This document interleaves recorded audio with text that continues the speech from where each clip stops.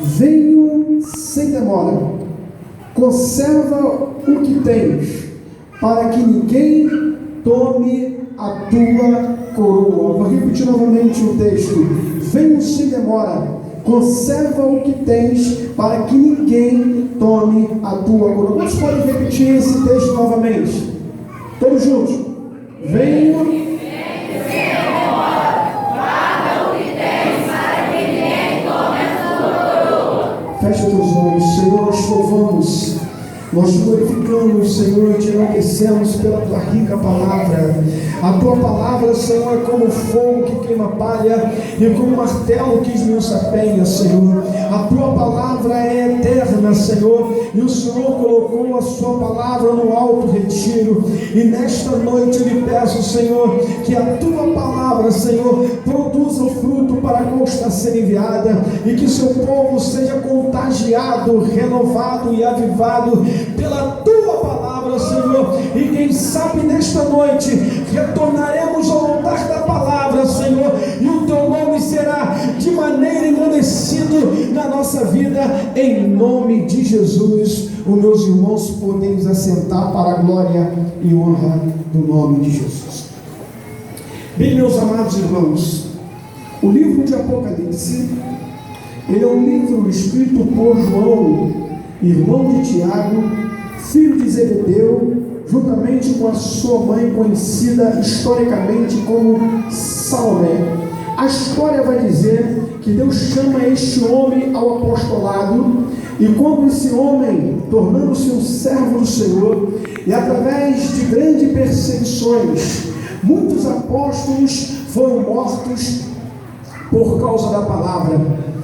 A história vai dizer que os 11 apóstolos de nosso Senhor Jesus Cristo foram martirizados, foram mortos. Porém, João, o apóstolo João da ilha de Patmos, foi o único que não morreu martirizado na perseguição pelos imperadores. A história vai dizer que este homem, ele foi pastor na cidade de Éfeso. Ele foi o fundador das igrejas de Esmirna, Pérgamo, Sardes, Filadélfia, Laodiceia e Tiatira. Este homem, ele é enviado de Éfeso para Roma, e Domiciano faz com que esse homem seja lançado, segundo diz a tradição, dentro de um tacho de óleo quente fervendo, e como por um milagre, este homem não morre dentro desse tacho. E a história vai dizer que por ele não morrer, tomam este homem e lançam ele dentro da ilha de Patmos. A história vai falar que após ele sucede um homem chamado Nerva. Este tornou-se também imperador de Roma, que vai dar liberdade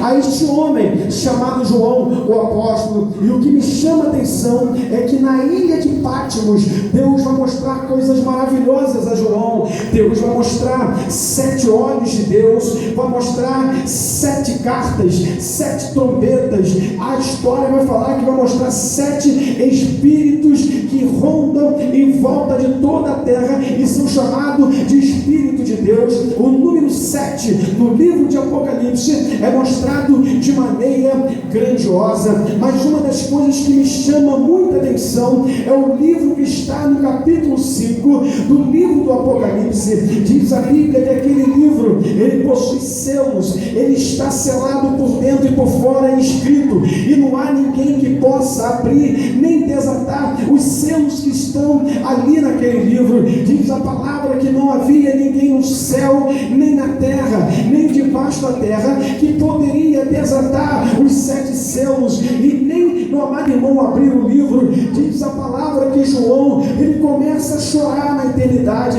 ele começa a sentir terror por não haver ninguém que possa abrir, ninguém que seja digno de abrir e desatar os 7 selos, e ele começa a chorar. E de repente diz a palavra que um dos anciãos que está ali junto e próximo, vendo João chorando, e como se aquele ancião tivesse chamando a atenção de João, é como se aqueles anciãos tivesse dizendo: João, por que tu estás chorando aqui na eternidade?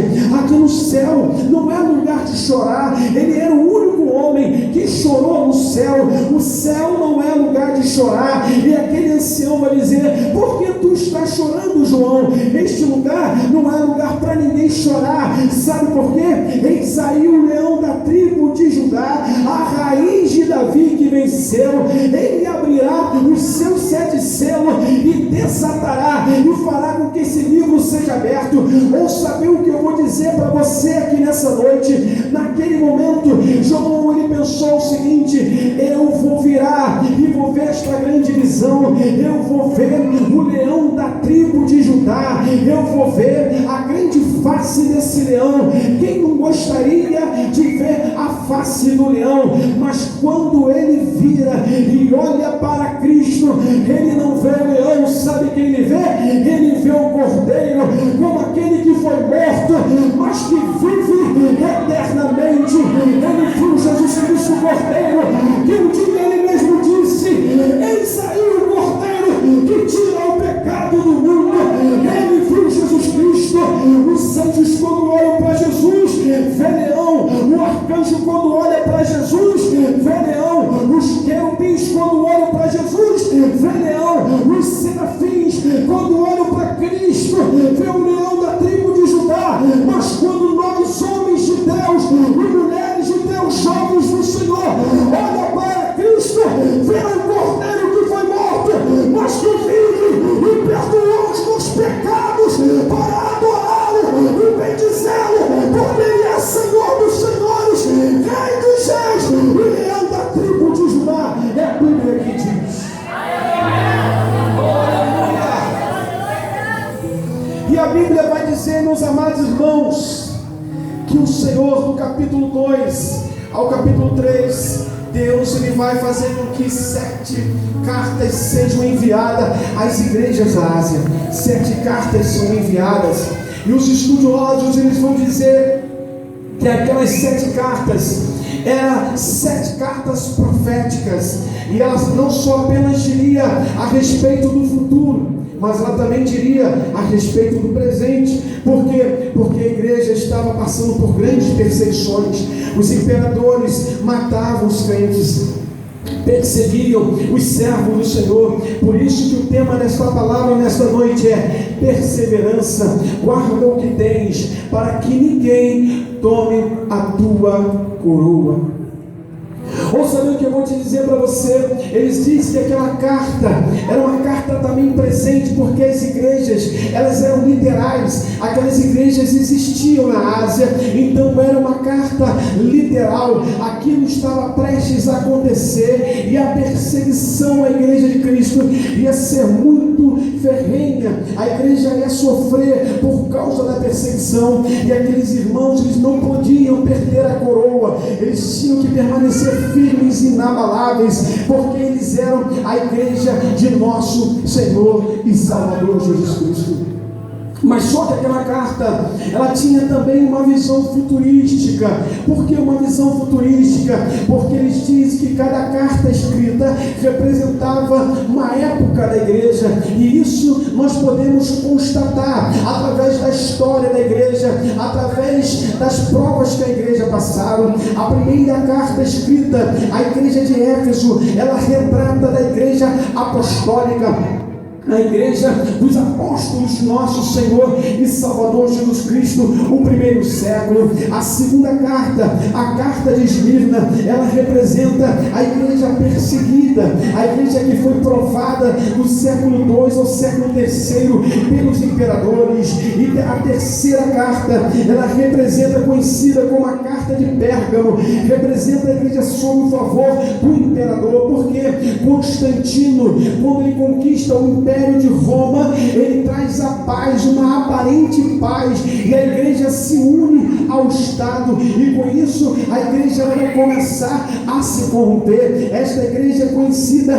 como a igreja de Pérgamo. A quarta igreja é a igreja de Tiatira. Essa igreja de Tiatira, ela representa a idade das trevas. Ela começa 500 anos depois de Cristo e vai até o século XVI da Reforma Protestante. A igreja viveu nas trevas, ou seja, muitos crentes eram levados à Inquisição. Eles começaram a criar cadeias inquisitórias, e todos os crentes que não obedecessem às leis do romanismo, daquela igreja pagã, então era lançado a cadeira da Inquisição, e muitos também, quando não na cadeira da Inquisição, eram queimados na fogueira e mortos por causa do nome de Jesus Cristo e por causa da sua palavra. A quinta igreja, a igreja de Sardes, essa igreja de Sardes é a igreja da reforma, é a igreja da renascença. Ela vai nascer no século XVI, vai até o século XVIII, com Martinho Lutero. Quando nasce o período do renascimento, que é o período da imprensa, o período do intelecto, da ciência, e o período também da cultura, então a igreja ali ela se liberta das cordas ocidentais da igreja paganizada e faz com que a igreja agora pudesse ter liberdade para escolher viver pela palavra, mas não agora pelo que simplesmente aqueles líderes daquela igreja pagã ensinavam. Era a igreja da reforma, era a igreja conhecida, a igreja de Sardes. A sexta igreja, que é esse texto que nós estamos lendo, é a igreja de Filadélfia, é a igreja das missões modernas. Ela começa no século XIX e vai até o século XX. A igreja ela começou a sentir um ardente desejo de ganhar almas, de fazer com que as pessoas sejam impactadas pela palavra. Milhares de pessoas começaram a se converter ao Evangelho e abraçar a cruz de Cristo e falar: a partir de agora nós queremos viver segundo as Escrituras Sagradas, nós queremos ter santidade, nós queremos ter oração, nós queremos ler a palavra, nós queremos ter uma vida de comunhão e nós queremos amar as almas, porque o que adianta eu ser um grande pregador? O que adianta eu ser um grande cantor? O que adianta eu ser reconhecido pelos homens, se a maior obra que tem que ser realizada é ganhar alma para Cristo? Deus quer levantar uma igreja no século XXI com o desejo de ganhar alma. A igreja não foi feita para se apresentar, a igreja não foi feita para se mostrar, a igreja foi feita para que Cristo seja glorificado e as almas se convertam ao bendito nome do Senhor Jesus Cristo. Aleluia! Essa igreja Filadélfia significa o amor fraternal. Mas segundo os teólogos, eles vão dizer que esta igreja, ela passou e nós estamos vivendo um período de uma outra igreja. Que igreja é essa? É a sétima igreja. É a igreja da Laodiceia. Essa igreja é a igreja do tempo do fim. Ela começa nos meados do século XX e vai até a vinda de nosso Senhor Jesus Cristo. Esta igreja, sabe qual é? É a igreja morna. E esta igreja morna é a nossa igreja dos nossos dias. Nós estamos vivendo os últimos dias. Nós estamos vivendo no período daqueles cristãos que dizem: eu sou rico, mas na verdade é pobre. Veja bem, estamos vivendo naquele tempo que muitas pessoas pensam, amado irmão, que simplesmente pelo fato de se vestir como crente é um verdadeiro crente. Irmãos, estamos vivendo numa época pós-modernização na igreja. Estamos vivendo na época da igreja eletrônica, da igreja, meu amado irmão, superficial, da igreja internauta, aquela igreja que não quer mais ler a Bíblia Sagrada, porque é muito fácil abrir um texto no celular e ficar lendo a Bíblia pelo celular. Uma igreja que não ama mais o joelho no chão. A história vai dizer, sabe o quê? Que Tiago, irmão de Jesus, ele tinha calos no joelho. E sabe qual era o apelido de Tiago? Ele era chamado de Tiago Joelho de Camelo. Sabe por quê? Porque os seus joelhos estavam grossos de tanto ele orar de joelho. Cadê a marquinha no teu joelho? Muitas das vezes nós temos marca, até muitas das vezes no rosto, na orelha, no terno, no sapato, mas falta marca no joelho. Deus quer que você tenha marca no joelho, porque você será um crente forte na presença de Jesus Cristo. Aleluia! É por isso que a Bíblia diz: olha, guarda o que tens, para que ninguém tome a tua coroa. Ouça bem o que eu vou te dizer para você aqui nessa noite. Jesus, ele profetizou a igreja. Você é uma igreja jovem, você é homem e mulher de Deus, é uma igreja profetizada pelo Senhor Jesus Cristo. Você imagina, sabe o que significa profecia? São palavras que saem proferidas da boca, inspiradas por Deus. Eu sou fruto de palavras proferidas da boca de Jesus Cristo. Você existe, você igreja, porque um dia Cristo proferiu você da sua boca. Aleluia. Você é o cumprimento das profecias de Cristo. Você é cumprimento de profecia de homem, mas você é cumprimento das profecias do Todo-Poderoso. Jesus profetizou você. Igreja do Deus vivo, adora Ele nesta noite. Você é a profecia de Jesus Cristo.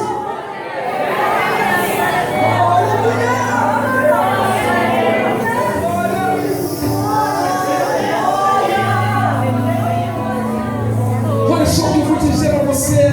Em Mateus 16, 18, Jesus profetiza a igreja dizendo: edificarei na igreja, e as portas do inferno não prevalecerão contra elas. Edificarei na igreja, e as portas do inferno não prevalecerão contra elas. Naqueles dias existia uma crença pré-cristã, uma lenda que dizia que o inferno tinha muitas portas, de maneira que ninguém invadia o inferno e ninguém poderia sair do inferno. Quando Jesus diz: olha, as portas do inferno não prevalecerão contra vocês, sabe por quê? Porque eu sou o primeiro a vencer o inferno. Jesus é aquele que invade o inferno. Ele não apenas invade, mas ele sai de dentro do inferno, quebrando todo esse enigma, quebrando toda essa mentira e dizendo: eu sou o Senhor que vence o inferno. Agora a igreja de Cristo também vencerá o inferno. E tem muitas pessoas que pensam que a igreja está como aqueles grandes castelos medievais, com portões de madeira, com trinca de ferro de madeira. Ela está dentro desse castelo encolhida com medo. O inferno está pelo lado de fora batendo para destruir as portas da igreja. Mas não é isso que Jesus falou. Jesus falou que é o inferno que está com as portas fechadas, e é o diabo e os seus anjos que estão encostados na porta com medo, e é nós que estamos por lado de fora batendo para destruir as portas do inferno, porque a Bíblia diz que as portas do inferno não vão prevalecer contra a tua vida, contra o teu ministério, contra a tua família. Se Deus te levantou, eu estou dizendo, o inferno não vai parar você. Custe o que custar, o Senhor está contigo, não desista. A tua coroa não pode sair da tua cabeça. Oh, glórias! A Bíblia vai falar que Jesus Cristo não fica só na profecia, sabe o que isso faz? Jesus inaugura a igreja. E a coisa mais maravilhosa é como se hoje nós estamos fazendo essa festa, reunindo muitos jovens, e naquele dia era como se o Senhor falasse assim: a partir de hoje nós vamos fazer uma festa. Os anjos olham para Cristo e dizem: mas que festa é essa, Senhor? Nós vamos fazer algo muito grande. Os arcanjos, querubins, quem sabe, olham para Jesus e dizem: olha, vai acontecer alguma coisa, porque o céu está tudo em movimento, e eu vejo o Espírito do Senhor passear na eternidade. Eu fico imaginando, meu amado irmão, que eles pensam, se preparam que o céu vai fazer uma grande festa, mas Jesus olha para eles assim: a festa não vai ser no céu, a festa vai ser lá na terra, lá no cenáculo de Jerusalém. Eu vou derramar o meu Espírito. Diz a Bíblia que o Espírito de Deus desce na igreja. A igreja é inaugurada de tal maneira que houve duas manifestações dos sentidos dos homens que estavam dentro do cenáculo. O primeiro sentido, sabe o que foi? Foi, meu amado irmão, o sentido da audição. Eles ouviram um som como de um vento impetuoso que enchia a casa. Era Jesus falando: essa minha igreja vai causar barulho na face da terra. O segundo sentido que ele vai ver, sabe qual é? Línguas como que de fogo que pousava sobre cada um. Jesus estava dizendo: essa igreja vai ser uma igreja de barulho, mas não só de barulho. Esta igreja vai ser uma igreja de fogo, porque não chega essa igreja de fogo. Deus não tem igreja fria, Deus tem igreja acesa e cheia do poder do Espírito Santo para abalar as portas do inferno. Oh,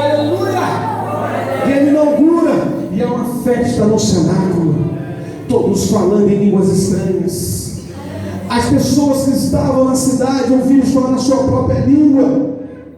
Porque ali naquele momento Deus deu o poder da língua idiomática, todos entendiam o que eles estavam falando e diziam: olha, eles não são da nossa pátria, eles não são da nossa terra, mas nós ouvimos ele como se eles fossem de nós. Era Deus ali mostrando para eles o poder sobrenatural da igreja. Era Deus dizendo: eu vou contagiar as nações, eu vou contagiar vidas através da minha igreja. Aí a Bíblia vai falar que vai começar uma grande perseguição da igreja. A primeira perseguição que acontece, ela é uma perseguição local com sanção do Império Romano. A Bíblia vai dizer que Paulo, antes conhecido como Saulo, pedia cartas para matar os crentes que estavam no meio do caminho. A Bíblia diz no capítulo 7, no versículo 56 e diante, que Estevão, ele é morto apedrejado, ele é morto por causa da palavra. A Bíblia vai dizer no capítulo 12, versículo 12, que Tiago é transpassado pela espada de Herodes e morre por causa da palavra. A história vai dizer que vão levantar pelo menos cerca de 15 grandes imperadores, mas 10 imperadores se destacaram com grande fúria contra a igreja, e o nome desses homens era Nero, Domiciano, Trajano, Aurélio, Severo, Maximiliano, Décio, Valeriano, Aureliano e Diocleciano, que foi o maior dos perseguidores da igreja. A história vai falar que Nero, ele põe fogo na cidade de Roma, ele é chamado de endemoniado, e sabe o que ele faz? Joga a culpa nos cristãos e fala que foram os crentes que lançaram fogo na cidade. Ele sobe uma torre chamada Capitolina de Roma e canta o cântico do incêndio de Troa, e diz a história que os crentes é pegado um a um, amarrados, meu amado irmão, ali naquela madeira, e iluminaram a cidade com seus corpos pegando fogo. Eles matavam os crentes simplesmente porque odiavam a igreja de Cristo. Era a perseguição imperial. A história vai dizer que Nero manda matar duas grandes potências do cristianismo. A primeira grande potência que ele manda matar é o apóstolo Paulo, e Paulo é levado e sentenciado à morte por Nero, é levado para fora da cidade e decapitado por causa da palavra. O outro homem que Nero vai mandar matar foi o apóstolo Pedro, e a mesma história vai dizer que quando Pedro estava para ser sacrificado, ele disse: Senhor, não me mate como o meu Senhor morreu de cabeça para cima, mas de cabeça para baixo. E diz que este homem morreu por causa da palavra. Ou seja, eles sabiam em quem estavam crendo, eles não queriam perder a coroa, eles estavam prestes a morrer por causa de Jesus. O que falar dos dois discípulos de João? Um chamava-se Inácio e o outro chamava-se Policarpo. Inácio era bispo de Antioquia, e a história vai dizer que Trajano, vendo que o evangelho estava crescendo na cidade, ele manda perseguir este homem e manda ele ser morto na boca dos leões, sentencia ele para ser morto dentro do Coliseu. E a história vai dizer que quando ele está viajando para ser morto, ele escreve uma carta aos crentes que ficarem na cidade de Antioquia. Ele diz: desde a Síria até Roma estou sendo provado, seja na água, seja na terra. Ele diz: estou amarrado a 10 leopardos. Por que 10 leopardos? Porque eram 10 soldados que o cercavam para que ele não fugisse. Não precisava fazer isso com o servo de Deus, porque ele não ia fugir. Ele estava prestes a morrer pela causa de Cristo. Ele escreve uma carta aos crentes que estão em Roma. Ele diz assim: olha, peço a vocês que não implorem ao imperador que me mate. Sabe por quê? Porque eu não estou apenas pronto para morrer, apenas para morrer, mas se as feras não se dispuserem, eu as provocarei. Vinde fora, vinde cruéis tortura do demônio, triturai-me, quebrai-me todo, mas apenas me deixe que alcance a Jesus Cristo. E Inácio foi levado para o Coliseu. Quando ele chega na porta do Coliseu, ele ouve um gladiador morrendo, e ele começa a chorar e a sentir medo. Aí ele chega e diz assim: ó, agora eu começo a ser discípulo, eu serei moído na boca do leão como um pão. Mas ele fala: eu serei contado diante do Senhor como um pão puro. Ou seja, ele diz ainda mais: Senhor, quando estiver na arena e meu corpo estiver sendo esmiuçado pelos leões,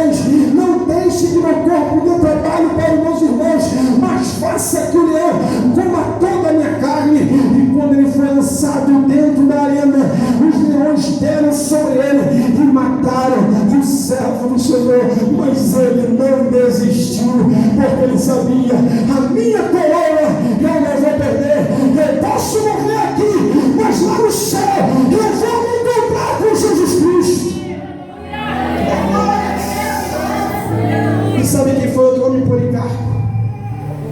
Policarpo vai morrer 157 anos depois de Cristo. E a história vai falar que somente ele morreu, ele conheceu esse discípulo de João chamado Inácio. Inácio, quando encontra-se com Policarpo, fortalece ele e fala assim para ele assim: olha Policarpo, não desista da fé, não abandones a tua carreira por nada, porque um verdadeiro lutador, mesmo após ter sido muitas vezes espancado, aleluia, ele ainda vence. Ele acreditava o seguinte: olha, você pode apanhar, pode te esbofetarem, pode te espancarem, blasfemarem sobre o teu Deus, mas você ainda vai se colocar de pé, Policarpo. Pega um Policarpo, e sabe quem foi que mandou matar ele? Domiciano, imperador na época. Pega um Policarpo, amarra ele na madeira, e diz a história que um dos seus algozes chega para Policarpo e diz: Policarpo, abandona o teu Cristo e tu serás livre da fogueira. Aí Policarpo diz: olha, há 86 anos sirvo a Cristo e ele só me tem feito bem. Como poderia eu abandoná-lo, sendo ele Senhor meu e Deus meu? E sabe o que aconteceu? Eles atearam fogo e o fogo não pegou no corpo dele. Diz a história que o fogo alastrou em volta dele, mas não tocou nele. Ao imperador e aqueles algozes que estavam ali não aceitaram aquilo e pegaram a espada e cravaram no servo de Deus, mas até o fogo respeitou o corpo do servo do Senhor. E o Senhor nesta noite está dizendo: irmão, quanto custa a tua fé? A quem você negocia aquilo que Deus confiou na tua mão? Quem sabe você só está na igreja por um momento ou por algum interesse, mas não pela causa de Jesus Cristo. Se levantasse uma grande perseguição, como se levantou na época dos imperadores e na época dessa igreja, será que eu e você permaneceríamos firmes no Senhor? Será que se o Senhor saísse um edito dizendo: todo crente que for pego no Brasil deve ser morto, será que sobraria crente de fato? Eu tenho certeza que sobraria. Sabe por quê? Porque Deus sempre tem os seus remanescentes, Deus sempre tem pessoas firmes que não abandonam a Deus por nada. Eu digo nesta noite: não abandone o teu Deus, guarda o que tu tens, para que ninguém tome a tua coroa. A coroa do crente representa a realeza. Quem tem coroa é real, quem tem coroa tem vida real, vida de verdade, não vive de falsidade, não vive de mentira. Quem tem coroa vive uma vida de rei, de alguém que é real, porque tem a coroa que é do Senhor. Olha, quem tem coroa, meu amado irmão, tem autoridade. Quem não tem coroa não tem autoridade. Quando você vê crente que não tem autoridade, líderes que não têm autoridade, ministros que não têm autoridade, professores que não têm autoridade na palavra, é porque já perdeu a coroa. Nós não podemos perder a autoridade da palavra. Deus tem autoridade nesta noite para você.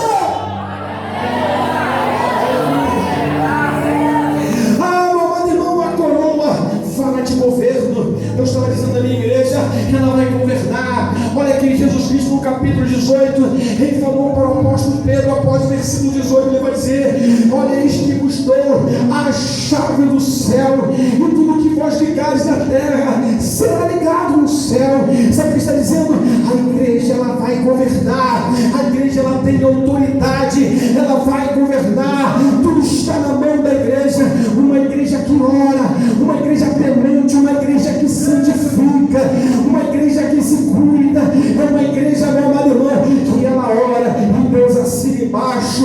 Olha, uma igreja que prega e que vive a palavra do Senhor, Deus assina embaixo. E Deus está procurando no século 21 muito mais de pessoas que sabem muito a palavra. Deus está procurando pessoas, muito mais de pessoas que simplesmente estudaram teologia. Deus está procurando no século 21 é de pessoas compromissadas com o cristianismo, com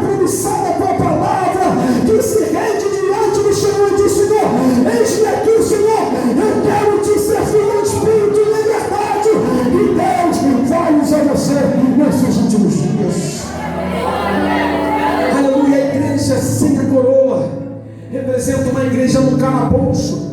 Representa uma igreja, sabe o que? Na prisão do castelo. O rei, quando perdia a coroa, duas coisas poderiam acontecer com ele: ou ele ser morto, ou ele ir para o calabouço. Uma igreja sem coroa, um crente sem coroa, é um crente dentro do calabouço, é um crente aprisionado, é um crente que não tem mais esperança. A nossa esperança é Jesus, meus amados irmãos. Nunca perca a esperança da glória, nunca perca a visão de Jesus Cristo. Mas irmão William, eu estou passando uma prova tremenda na minha vida. A minha família está muito difícil, os meus relacionamentos não dão certo. Na minha casa, William, é uma prova só, a falta de emprego. Tem pessoas na minha casa enfermas, irmão William. Olha, eu venho aqui na igreja cantar, mas você não sabe o que eu estou passando, irmão William. Eu estou quase abandonando a fé, eu estou quase largando a palavra, irmão William. Eu não sei mais o que fazer. Eu olho para o pastor não sabe o que eu estou passando. Os jovens olham para mim, não sabem o que eu estou passando. Irmão William, só eu sei o que estou passando. Eu digo para você, não só você sabe o que está passando, Deus sabe o que você está passando. E Ele está dizendo: você não vai fugir por calabouço, você não vai ficar preso nesta vida. Eu tenho coisas grandes para você. Saia dessa prisão nessa noite. Veja o horizonte, veja Deus falando com você nesta noite. Deus fará de você uma potência na sua obra. Oh, aleluia. Sabe o que representa perder a coroa? Representa a queda. Nessa história que eu vos contei, aqueles irmãos, eles não caíram, eles ficaram de pé, mesmo no último momento da sua vida. Nós estamos acostumados com aquela pregação que diz para você que você vai conquistar tudo, que a partir de agora que você aceitou Jesus, os problemas sumirão como se fosse numa varinha de condão. Ou seja, nós vamos fazer uma mágica e você não terá mais dificuldade, você não passará mais tribulação. É só pegar a história da igreja e você viu ali os homens sendo mortos por causa da palavra, os imperadores acabando com a igreja de Cristo, e sem falar no período pagão da igreja, que perseguiu a igreja de Cristo simplesmente porque queriam aprender mais da palavra. Ser cristão não é fácil, mas eu vou dizer, é melhor ser cristão do que estar perdido no mundo. É melhor ter convicção da salvação do que passar, meu amado irmão, momentos de dúvida e dizer: olha, eu não sei se eu não estou salvo. Não perca a sua coroa. Quem perde a coroa está caído. E a Bíblia diz em 1 Coríntios 10, versículo 12: aquele que cuida está em pé, olha para que não caia. O autor dos Hebreus vai dizer: como escaparemos nós se negligenciarmos tão grande salvação? O apóstolo Pedro, no capítulo da sua primeira carta, e no versículo 15, ele vai dizer: como é santo aquele que vos chamou, sede vós santo em toda a vossa maneira de viver. Não caia, vive uma vida de pé, mesmo que esteja difícil. Não deixe a tua coroa sair da tua cabeça. Veja bem, guarda o que tens. Sabe o que aquela igreja tinha? No versículo de número 8 está o segredo do que aquela igreja tinha. A igreja de Filadélfia, ela tinha a palavra. Diz a Bíblia assim: guardaste a minha palavra. Ou seja, meu amado irmão, lute pela palavra de Deus. Essa palavra aqui é a bússola dos navegantes, é o código divino, é o auréola da divindade, é o estandarte do Espírito, é a carta magna da fé. A palavra de Deus é o livro mais vendido do mundo, é o livro mais comprado no mundo, é o livro mais aberto, mais fechado, mais amado, mais odiado, é o livro mais acariciado, é a palavra de Deus.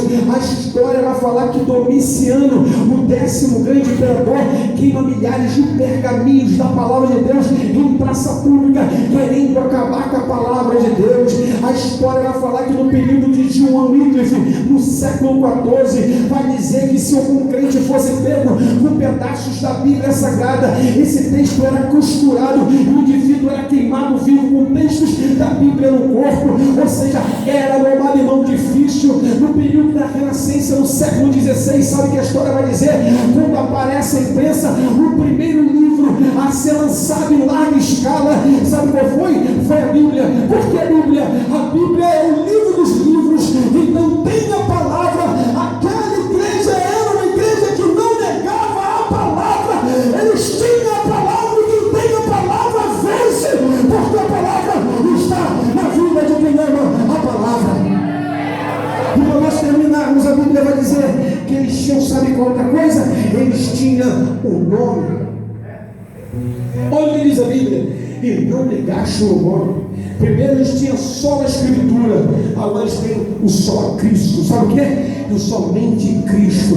Nós somos a igreja que professamos o nome de Jesus. Meu amado irmão, pode existir grandes pregadores, pode até existir grandes profetisas, pode existir homens até que oram muito e nós podemos conhecer, mas eu vou dizer, toda honra, toda glória e todo louvor sejam dadas ao nome de Jesus Cristo. Essa reunião aqui é uma reunião de festa dos jovens, mas quem é o centro dessa festa? É Cristo. Veja bem, eu vou dizer uma coisa para você: o centro dessa palavra é Jesus Cristo. Cristo é o Senhor da nossa vida e o seu nome é o nome sobre todo o nome. Quem tem essa palavra, dá uma glória a Deus, um aleluia bem alto. Não abandone a tua fé, não abandone a tua fé, irmão. Está difícil, estamos vivendo os últimos dias. O homem da apostasia está para se manifestar. Muitos crentes estão se apostatando da fé. Não sejam deles, sejam alguém cheio de fé e da palavra de Deus. Eu gostaria de chamar aqui a irmã Tatiana para louvar mais um hino em nome da cantora Tatiana. Enquanto ela louva, eu gostaria que você se colocasse de pé nesta noite. Glória a Deus.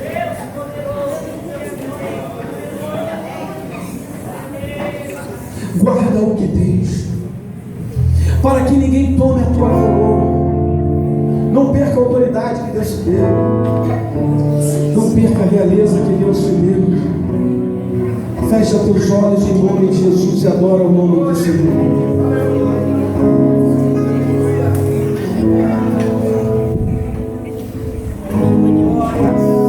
Eu me rasgo por inteiro, faço tudo, mas vem novamente.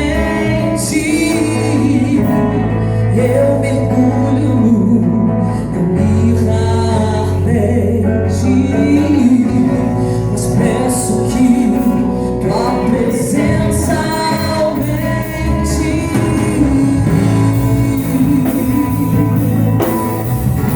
Oh,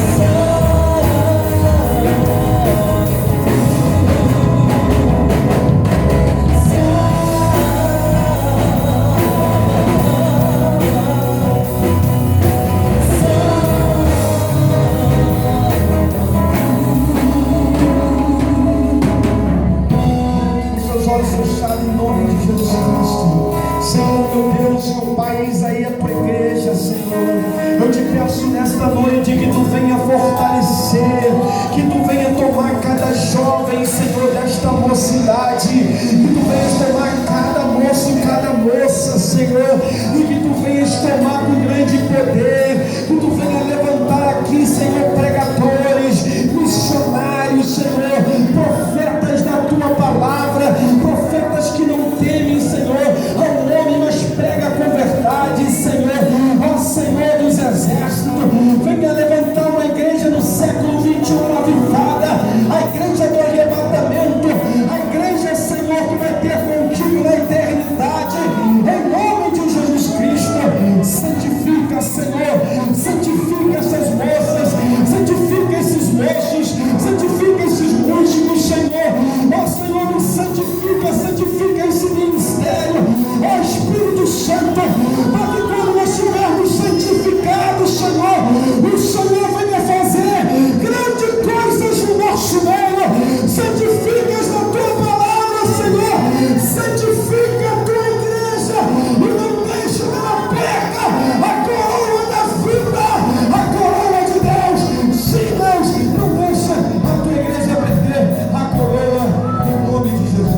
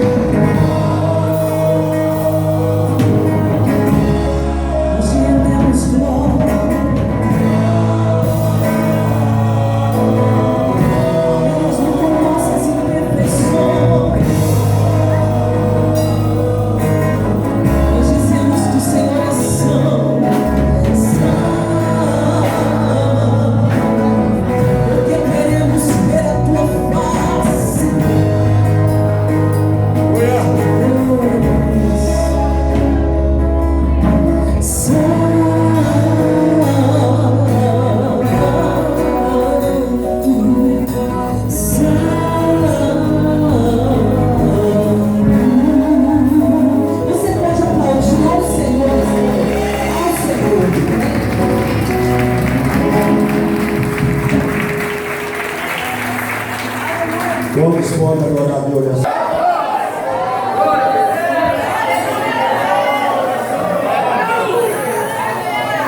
Olha para mim aqui agora então, para você entender melhor o negócio. Se você acredita que ainda você tem coroa, você vai ter que desligar da terra. Porque aqui você guarda e lá você recebe. Vou repetir a frase porque ainda descemos o céu aqui agora. Se você acredita que você tem coroa, você vai ter que desligar da terra e pensar no céu. Porque na terra você guarda a coroa e no céu você recebe.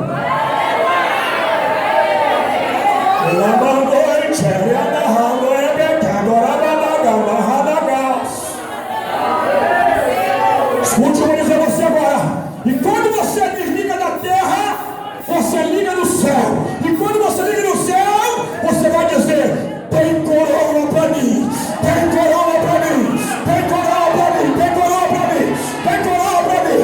Quem acredita que tem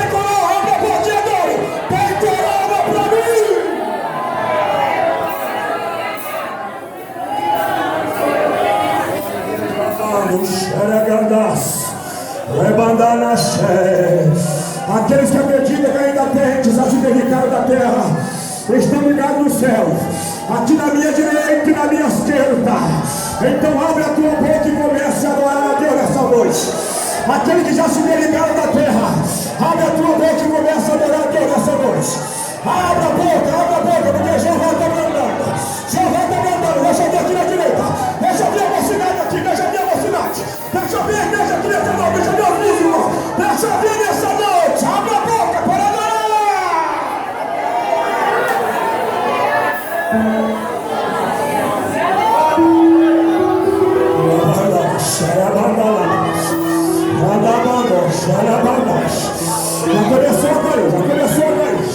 Já começou a Thaís.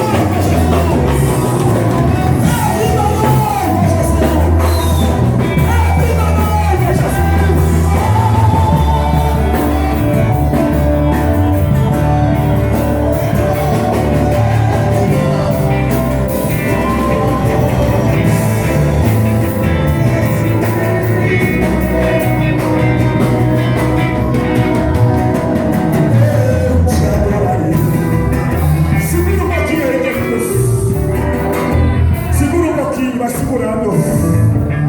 Porque eu quero ouvir o barulho da noiva que ainda tem coroa. Tem crente que está acreditando que ainda tem coroa. Tem crente que tem coroa, persevera. Crente que tem coroa, persevera. Eu estou ouvindo barulho aqui de crente que acredita que ainda tem coroa.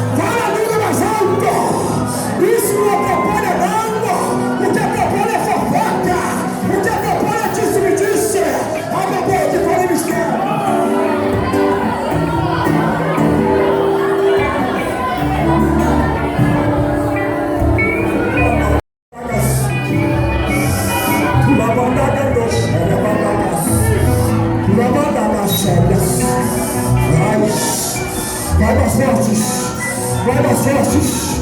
Vai mais fortes. Vai mais fortes. Vai mais fortes. Dê mais 5 minutos para ele. Vai mais fortes. Vai mais fortes. Vai mais fortes. Quem pensou que ia terminar 9 horas, já deve ter ido até embora. Vai mais fortes. Porque o Espírito Santo está querendo mais um pouquinho nessa noite. Vai mais fortes. Abre a porta e glorifica. Abre a porta e adore.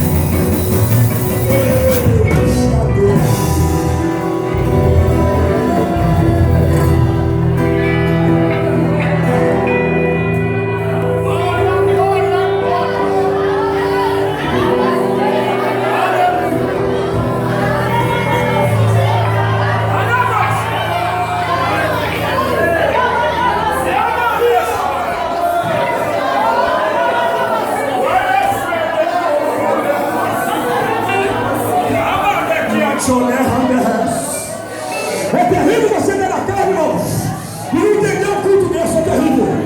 É terrível quem te dá lindo, não entender um culto desse, é terrível. É terrível, você não vai pro céu não, Deus. Eu vou te dizer, você não vai pro céu não. É terrível o canudo não entender um culto desses. Eu estou te convidando para você falar em mistério agora. Mais um minuto, abre a boca, fala em mistério. Faz barulho.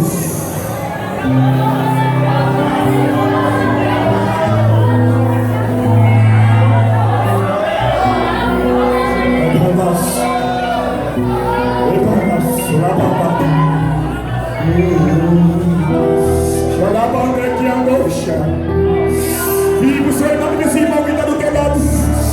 Vive essa irmã que está do teu lado. Dê um abraço nele, dê um abraço nela.